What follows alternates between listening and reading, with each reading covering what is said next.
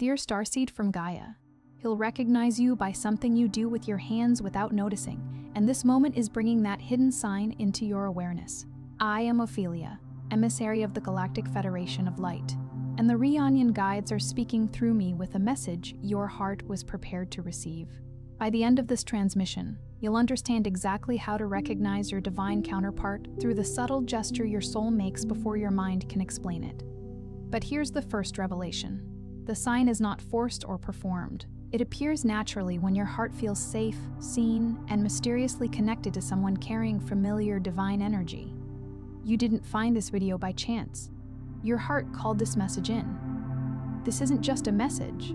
It's a moment of divine intervention. Your soul has been waiting for this guidance. Like this transmission to affirm to the universe, my heart is ready for divine love.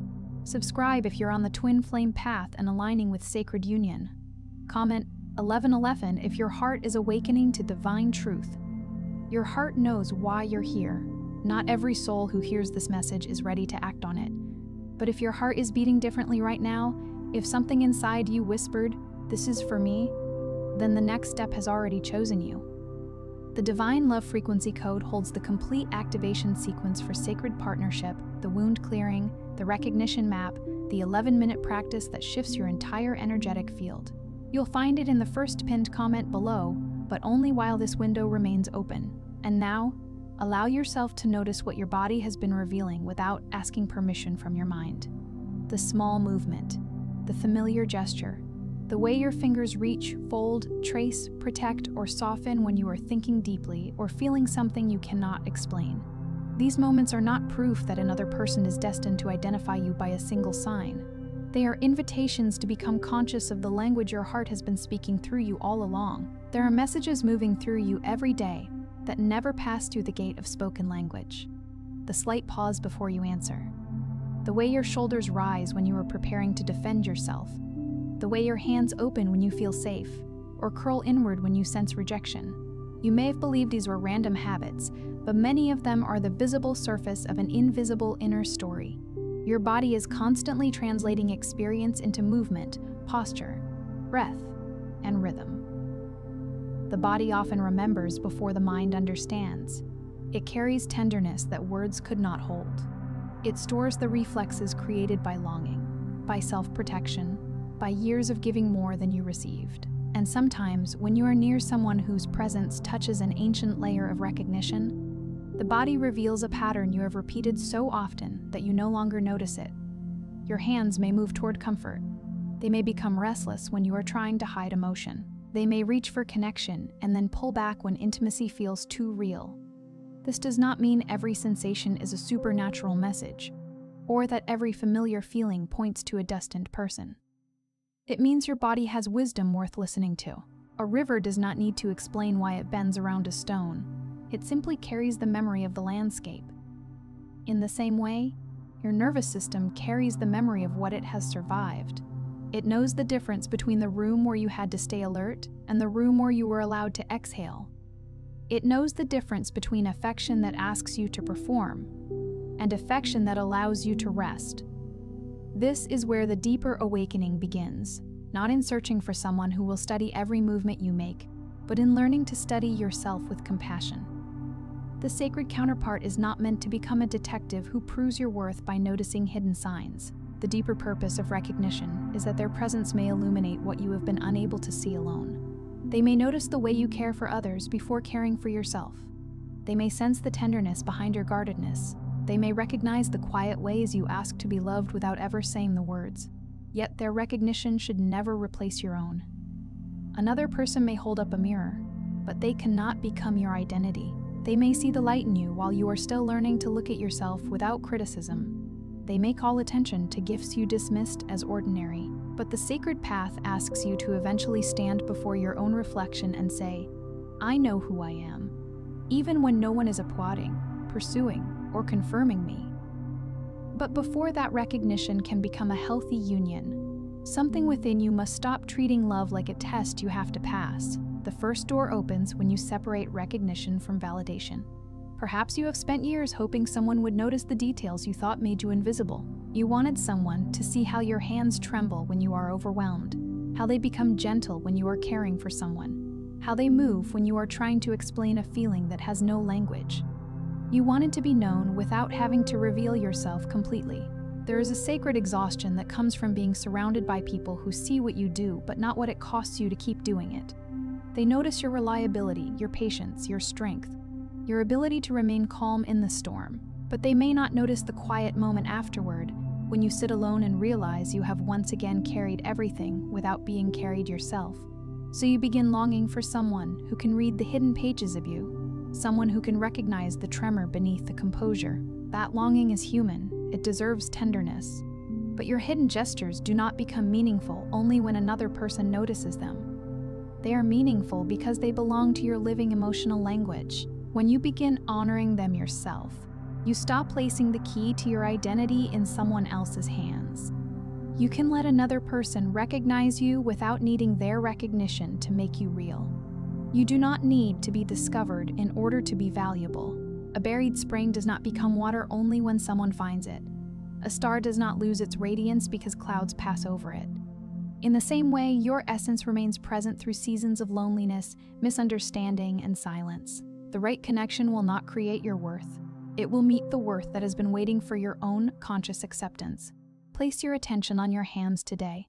Notice what they do when you are anxious, when you are excited, when you feel unsafe, and when you are deeply at peace. Do not judge the movement or turn it into a prediction. Simply observe. Let your body know that it no longer has to perform for love. It no longer has to hide its tenderness to remain safe. You might notice that one hand reaches for your phone when you are afraid someone is pulling away. You might notice your fingers tightening around an object when you are about to speak honestly. You might notice that when you feel joy, your hands become expressive, almost as though they are trying to help the happiness become visible. Meet each discovery with gentleness. You are not investigating evidence against yourself. You are learning the sacred alphabet of your own being. The second door is the worthiness unlock. Many people say they want sacred union, but beneath that desire lives an old belief that love must be earned through usefulness, patience, beauty, perfection, or emotional endurance. They become the one who understands everything, forgives everything, and asks for almost nothing. Their hands are always reaching to help, repair, soothe, and hold, but rarely receiving. This belief can begin early.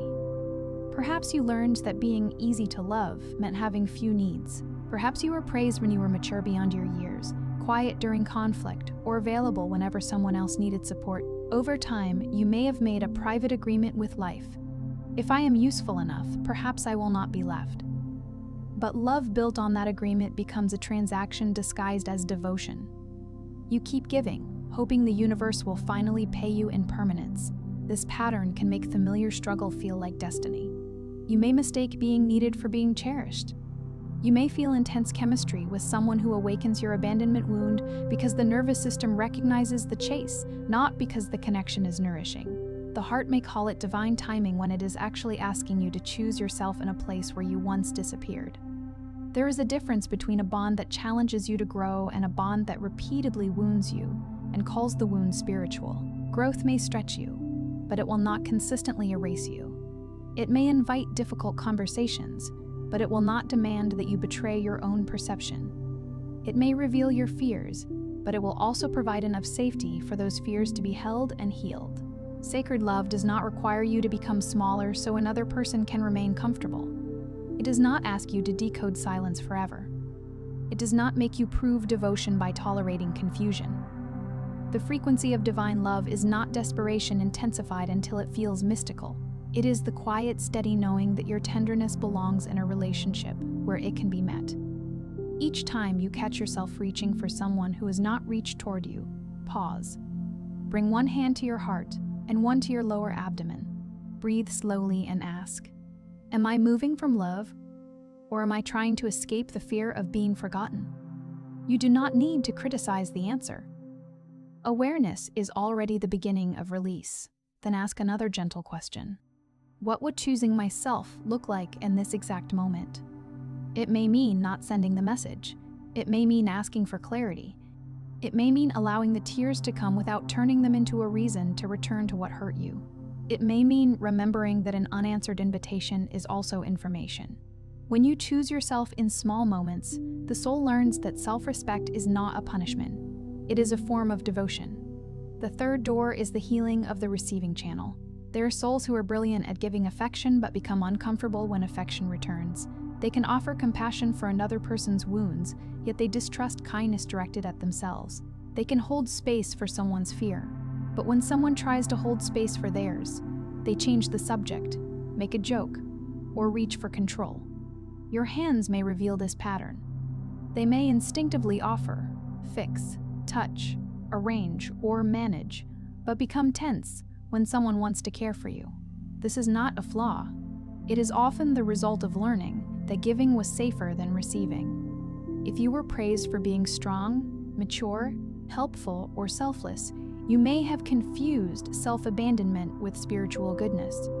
Even the ocean receives. It receives rivers, rain, moonlight, and the quiet offerings of every stream that finds its way home. Receiving does not make the ocean weak. It gives the ocean depth. You are not less spiritual because you need help. You are not less loving because you want reassurance. You are not less evolved because your heart desires consistency, affection, and a place to rest. The Sacred Union template requires movement in both directions. Love must be allowed to arrive. Let someone help without immediately repaying them. Accept a compliment without explaining it away. Allow a pause in which you do not entertain, solve, or rescue. Your body may initially interpret receiving as danger because it has not yet learned that support can remain after the moment of vulnerability. Begin with small acts. Let a friend carry something for you. Say thank you instead of denying the compliment. Tell someone you are having a difficult day without rushing to make them comfortable about your pain. Notice what happens inside you when another person responds with care. The first wave may be discomfort, suspicion, or the urge to restore control. Breathe through it. You are not required to open every door to everyone, but you are allowed to stop locking every door simply because one person once entered without respect. The more safely you receive, the more clearly you recognize the difference between a connection that consumes your energy and one that circulates it. In a healthy bond, you do not have to keep the emotional current alive by yourself. You are not the only one reaching. You are not the only one translating. You are not the only one trying to understand. The fourth door is the release of the performance of being recognized. Some of you have been unconsciously rehearsing the version of yourself you believe a divine counterpart will love. You monitor your words. You adjust your appearance.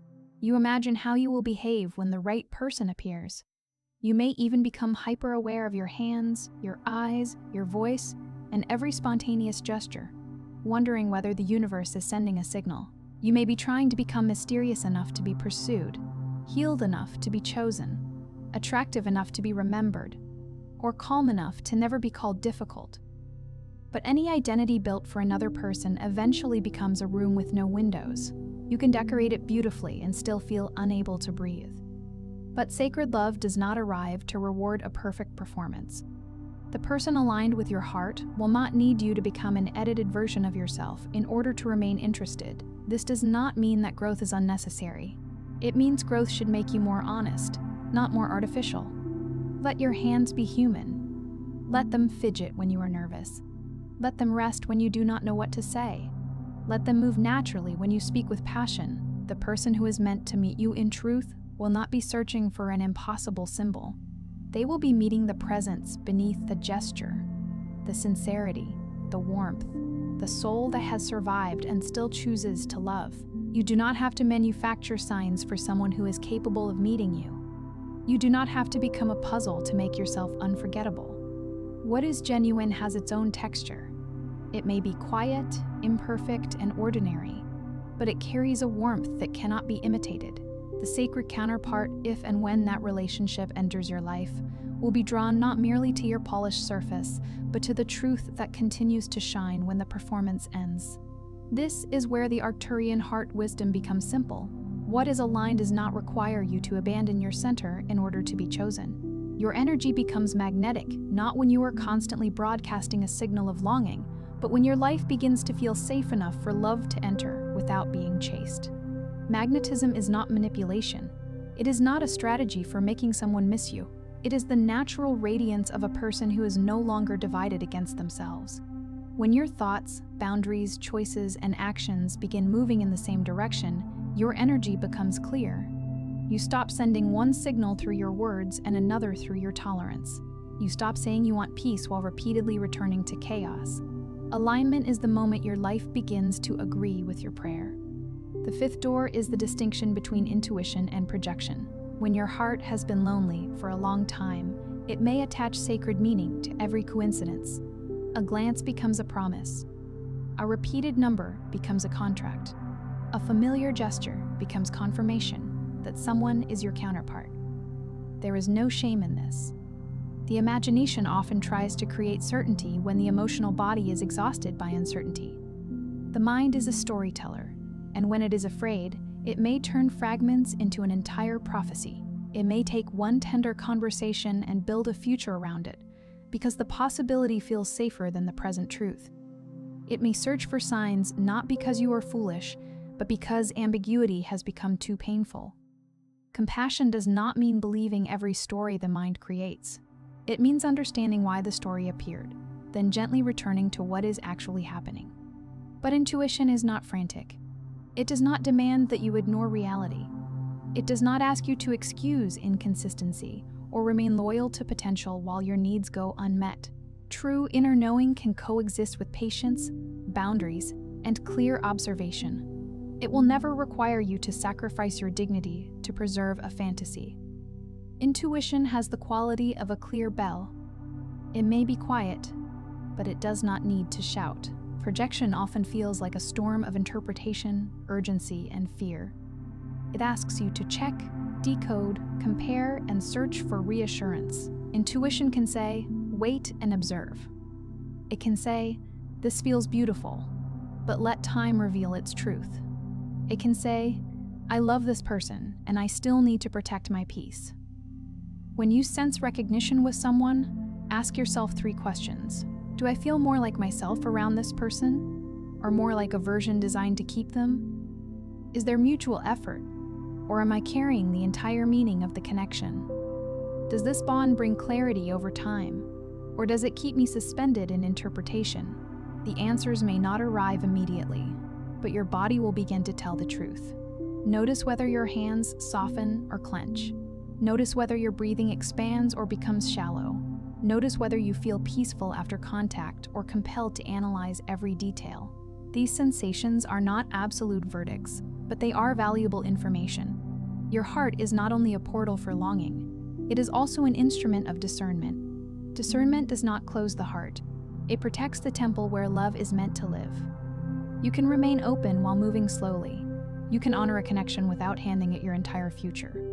You can feel the electricity of chemistry and still ask whether there is emotional maturity, honesty, and follow-through. A sacred bond is not measured only by how intensely it begins, but by how safely it continues.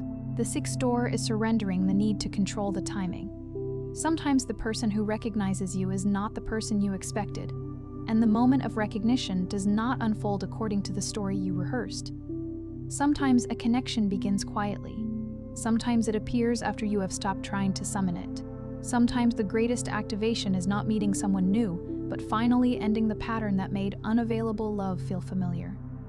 The seed does not accuse winter of being late. It gathers strength in darkness, trusting that the season of emergence will come when the conditions are ready. You too may be in a hidden season. This does not mean nothing is happening. Roots are forming beneath the surface. Your standards are becoming clearer. Your relationship with solitude is changing. You are learning to identify peace before you meet the person who can share it with you. Divine timing is not passive waiting. It is active alignment. It is applying for the life you want, leaving the conversation that diminishes you, telling the truth sooner, tending to your body, and allowing your world to expand beyond the person you have placed at its center. The heart becomes available when it no longer confuses delay with rejection. Let your life become larger than the question of when. Make the appointment. Create the art. Take the journey. Repair the relationship with yourself. The love meant for you should not require you to put every dream on hold until it arrives. Often, the path opens while you are living, not while you are watching the doorway. The person aligned with you may find you in motion, participating in your own becoming. If separation exists in a connection, let it teach you rather than consume you. Distance can reveal what was mutual and what was imagined. It can show whether both people are willing to grow, communicate, and take responsibility.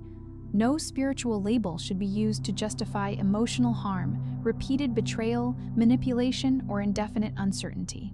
Sacred love is not made more sacred by suffering without limit. Sometimes separation is a pause that allows two people to mature. Sometimes it is the mercy that breaks an attachment to a pattern. Either way, do not measure the holiness of a connection by how much pain you can withstand. Scripture reminds us that love is patient and kind, but it is not cruel, deceptive, or proud. Love rejoices in truth. If a bond requires you to deny truth in order to keep believing, the invitation may be to release the bond, not to intensify your faith in it. And the final door opens when you become the recognition you have been waiting to receive. You begin to see your own hands, not as evidence that someone will someday find you, but as instruments through which your love already moves. They have held you through grief. They have created beauty from ordinary moments. They have wiped your tears, prepared nourishment, written messages, opened doors, closed others, and reached toward life after disappointment. Think of all the invisible work your hands have completed. They have turned keys in doors you were afraid to open. They have packed belongings when it was time to leave. They have typed the message that finally told the truth. They have rested on the chest of a friend who needed comfort. They have lifted a cup of water to your lips when you were too tired to care for yourself. They have continued serving life even during seasons when your heart felt empty. When you honor that, your entire energetic broadcast changes. You no longer ask, "Will they recognize me?" You begin asking, "Can I recognize myself in the way I give, receive, choose, and remain?" That question returns your power without closing your heart. Self-recognition is not a retreat from intimacy. It is the foundation that makes intimacy safe. When you know your own limits, you can communicate them without shame. When you know your own needs, you can share them without turning them into demands or hiding them until resentment grows. When you know your own value, you can walk away from what cannot meet you without believing that leaving means you have failed. The person aligned with you may notice a gesture. They may remember the way your hands move when you speak. They may feel drawn to the subtle language of your presence, but the deepest recognition will not be limited to one physical habit. It will be the feeling of being with someone who does not make love into a guessing game. It will be the relief of being met in the places where you used to over-explain. It will be the quiet sense that you can put down the armor you once called independence. They will not only admire the way you reach toward others, they will notice whether you are being reached for. They will not only hear the words you speak, they will care about the silence that follows. They will not demand access to every wound, but they will create an atmosphere in which honesty is welcome. You will not have to constantly ask what you mean to them, because their presence will carry an answer through consistency. You are not being asked to search every room for the one who will identify you by a movement you make without noticing. You are being invited to notice yourself so completely that when someone sees you, you do not question whether you are worthy of being seen. You are being prepared to recognize the difference between attention and devotion, between chemistry and capacity, between a soul lesson and a soul-aligned partnership. Attention may arrive in a glance, a message, or a moment of fascination. Devotion reveals itself through time, accountability, and care. Chemistry may ignite quickly, but capacity determines whether the fire can warm a home without burning it down. A soul lesson may awaken you, while a soul-aligned partnership meets you in the work of remaining awake together. These distinctions are not meant to make love clinical. They are meant to help you honor the sacredness of your emotional life. The ache you feel is not proof that love is far away. It may be the emotional body releasing the belief that love must be difficult to be real. It may be the old pattern losing its hold. It may be the part of you that once reached outward beginning to turn inward, not to shut down, but to become whole enough to meet another whole person. Healing can feel like emptiness before it feels like freedom. When the familiar chase disappears, there may be silence. When you stop checking for signs, there may be a strange stillness. Do not mistake that stillness for abandonment. The field is becoming quiet enough for something truer to be heard. The absence of chaos may initially feel unfamiliar, but unfamiliar does not mean wrong. Sometimes peace feels boring only because the nervous system has been trained to call anxiety passion. Tonight, place your hands somewhere gentle. Let one rest over your heart and the other over the hand that has carried so much. Say quietly, I do not need to perform to be recognized. I do not need to chase to be chosen. I allow love to meet me in truth, reciprocity, and peace. Let the words move through your body slowly. You are not trying to force an outcome. You are teaching your nervous system a new possibility. Stay with the breath after you speak. Feel the warmth of your own hands. Imagine that every exhale releases one old contract, the contract to prove, to wait forever, to overgive, to accept crumbs, to turn confusion into a spiritual assignment. Imagine every inhale restoring a different agreement. The agreement to be honest, to receive, to observe, to choose peace, and to let love arrive through an open door rather than a wound. And if someone is meant to recognize you, let them recognize the real you, not only the gesture, not only the mystery, not only the signs you hoped would confirm a destiny, but the living presence behind them. Let them meet the one who has learned to love without disappearing. Let them meet the one who can receive. Let them meet the one who knows that sacred union is not the end of selfhood, but the meeting of two people who have remembered how to belong to themselves. Let the connection be a meeting of two flames, not one flame consuming the other for fuel. Let both people arrive with histories, imperfections, and responsibilities. Let love be a place where truth is spoken before resentment hardens, where tenderness is not weaponized, and where freedom is not threatened by closeness. The highest form of partnership does not imprison the soul. It gives the soul a safe place to unfold. Before you scroll, take a moment to be part of what's forming here. Drop one intention in the comments, something real from your heart journey. Then respond to someone else's with encouragement or love. This isn't content, it's collective healing. Love multiplies when hearts connect. If something in this message resonated, don't keep it to yourself. Someone in your life is waiting for this exact activation. Share it. And if you felt a soul nudge, subscribe. Stay in the flow of divine love guidance. You're not just watching, you're healing. This is your sacred space, and we're just getting started.